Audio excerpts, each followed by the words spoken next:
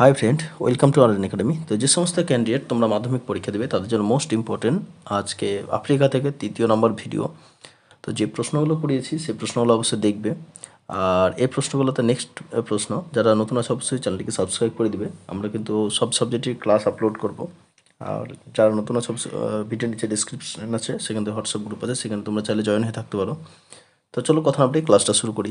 23 নম্বরের প্রশ্ন দেখো, দস্যু পায়ের কাটা সারা জুতোর তলায় কী ছিল? দস্যু পায়ের কাটা সারা জুতোর তলায় কী ছিল? রক্তমাটি ছিল, কাদামাটি, না বীভৎস কাদার পিণ্ড, না ধারালো ছুরি? সঠিক উত্তর কোনটা হবে? একটা ছিল বীভৎস কাদার পিণ্ড ছিল। ঠিক আছে, সঠিক উত্তর হবে বীভৎস কাদার পিণ্ড। 24 নম্বর দেখো, কাদার পিণ্ড কোথায় চিরহৃত হয়ে গেল? কাদার পিণ্ড কোথায় চিরহৃত হয়ে গেল? অপরুদ্র ইতিহাসে, না আফ্রিকার দুর্গম জঙ্গলে, না অপমানিত ইতিহাসে, না লজ্জিত ইতিহাসে? সঠিক উত্তর কোনটা হবে? অপমানিত ইতিহাসে। ভেরি ভেরি ইম্পর্টেন্ট প্রশ্ন। অপশন সি হবে সঠিক উত্তর। ঠিক আছে, অপশন সি হবে সঠিক উত্তর। কাদার পিণ্ড কোথায় চিরহীনিত হয়ে দিয়ে গেল? অপমানিত ইতিহাসে। তারপর নেক্সট প্রশ্ন কি আছে দেখো, 25 নম্বর, আফ্রিকা কবিতাটি রচয়িতা হলেন। তো আফ্রিকা কবিতাটি রচয়িতা কে? তোমরা সবাই জানো রবীন্দ্রনাথ ঠাকুর। আফ্রিকা কবিতাটি রচয়িতা হচ্ছে রবীন্দ্রনাথ ঠাকুর, আমরা প্রথম ক্লাসে কিন্তু বলে দিয়েছি।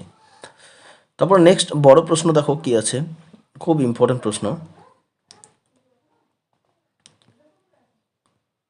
দেখো কি আছে প্রশ্ন, আফ্রিকা কবিতা কাদের দস্যু বলে চিহ্নিত করা হয়েছে?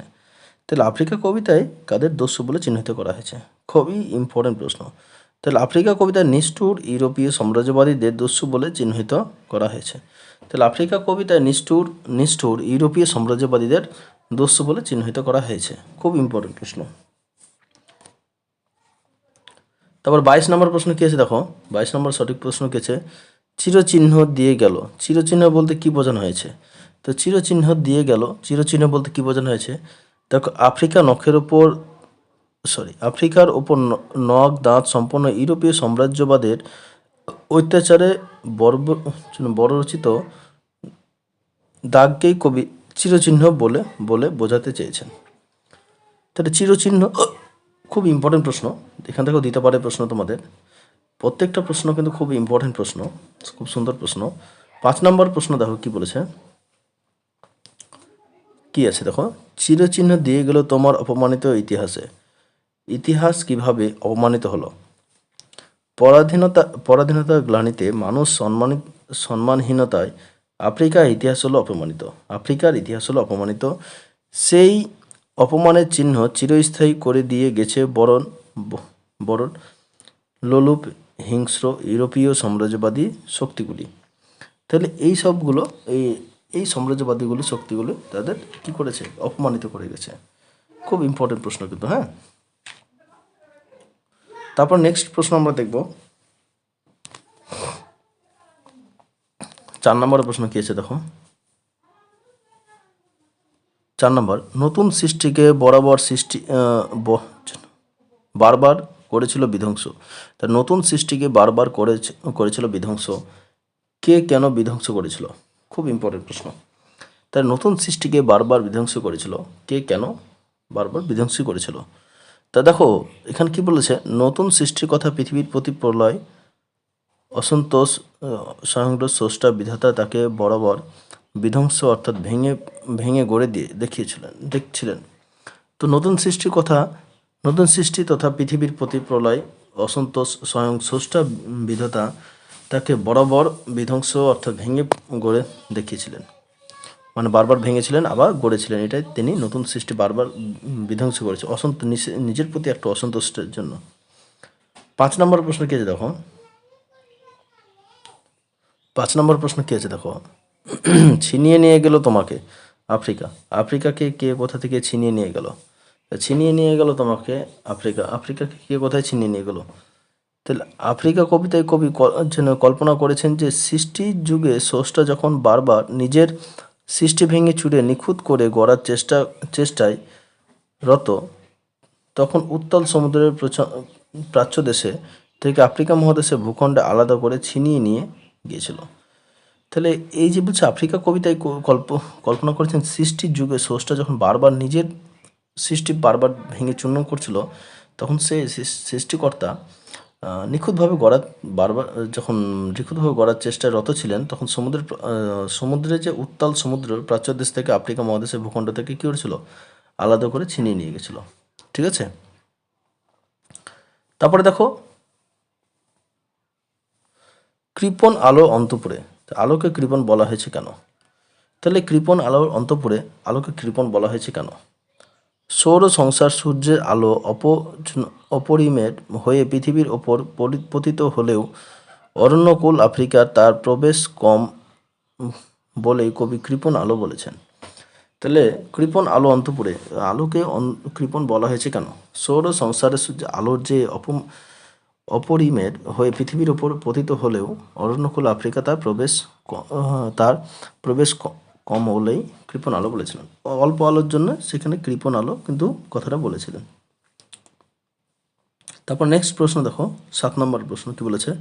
7 নম্বর, নগ্ন করলে আপন নির্লজ্জতা অমনস্যতা। কিভাবে নির্লজ্জ অমনস্যতা প্রকাশ পেল? খুব ইম্পর্টেন্ট প্রশ্ন। দেখো, সাম্রাজ্য বিধ্বংস মানুষকে শৃঙ্খলিত করেছে সভ্যতার বিকাশে অজুহাতে। তথাকথিত সভ্যতা মানুষ বর্বর লোভের মধ্যে দিয়ে তাদের নির্লজ্জ ও মনুষ্যত্ব প্রকাশ পেল। এগুলো কিন্তু খুব ইম্পর্টেন্ট প্রশ্ন, লাইনগুলো। তারপর নেক্সট প্রশ্ন আজকের, দেখো প্রশ্নটা 8 নম্বর প্রশ্ন দেখো, বিদ্রূপ করেছিল বিভীষণকে। খুব ইম্পর্টেন্ট প্রশ্ন, বিদ্রূপ করেছিল বিভীষণকে। কে কাকে বিদ্রূপ করেছিল? খুব ইম্পর্টেন্ট প্রশ্ন। কবি স্রষ্টা রবীন্দ্রনাথ ঠাকুর রচিত আফ্রিকা কবিতায় স্বয়ং আফ্রিকা প্রাকৃতিক বুকে জেগে থাকা বিভীষণকে বিদ্রূপ করেছিল। তাই প্রাকৃতিক বুকে জেগে থাকা বিভীষণকে কি করেছিল? বিদ্রূপ করেছিল। খুব ইম্পর্টেন্ট প্রশ্ন, কিন্তু খুব সুন্দর প্রশ্ন, প্রশ্নটা আসার মতো। ঠিক আছে, আরও প্রশ্ন আছে। তারপরে দেখো, এখানে দেখো, অপরিচিত ছিল তোমার মানব রূপ। অপরিচিত ছিল তোমার মানব রূপ। কার মানব রূপ অপরিচিত ছিল? খুব ইম্পর্টেন্ট প্রশ্ন, এগুলো তোমরা উত্তরগুলো একটু দেখে নেবে। তারপরে দেখো নেক্সট প্রশ্ন কি আছে, প্রকৃতির দুটি অতীত জাদু মন্ত্র জাগাচ্ছিল। প্রকৃতির দৃষ্টি অতীত জাদু বলতে কি বোঝানো হয়েছে? তাহলে প্রকৃতির দুটি অতীত জাদু মন্ত্র জাগাচ্ছিল, প্রকৃতির দৃষ্টি অতীত জাদু বলতে কি বোঝানো হয়েছে? প্রকৃতির দৃষ্টি অতীত জাদু বলতে মানুষের কাছে অচেনা প্রাকৃতিক বৈচিত্র্যপূর্ণ নানা দিকগুলির কথা বলা হয়েছে, যার রহস্য আদিম মানুষ বুদ্ধি ও জ্ঞান দিয়ে ভেদ করতে পারেনি। খুব ইম্পর্টেন্ট প্রশ্ন কিন্তু, ঠিক আছে, এগুলো কিন্তু একটু দেখে রাখবে। তারপর নেক্সট প্রশ্ন দেখো কি আছে, গর্বে যারা অন্ধ তাদের প্রকৃতি কেমন ছিল? পৃথিবীর অন্যান্য ভূখণ্ড থেকে ইউরোপীয় সভ্যতা আলো পড়েছিল আগে। পৃথিবীর যে আদার্স যে দেশগুলো ছিল, সেই দেশগুলো থেকে ইউরোপীয় যে দেশটা, তাদের সভ্যতার একটু আলো পড়েছিল। এতে তারা গর্ববোধ করে হয়ে উঠেছিল আফ্রিকা সূর্যহারা অরণ্যের অন্ধকারের চেয়ে। যে আফ্রিকার দেশের থেকে আগে তাদের কিন্তু অন্ধকার থেকে আলো পড়েছিল, মানে সভ্য হয়েছিল।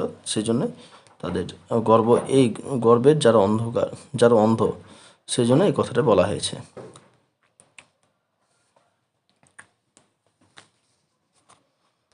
তো আজকের ভিডিওটা এই পর্যন্তই। যদি ভালো লাগে অবশ্যই বন্ধুদের মধ্যে একটু শেয়ার করে দিবে। আরও প্রশ্ন আছে যেগুলো নেক্সট ভিডিওতে আমরা আলোচনা করব।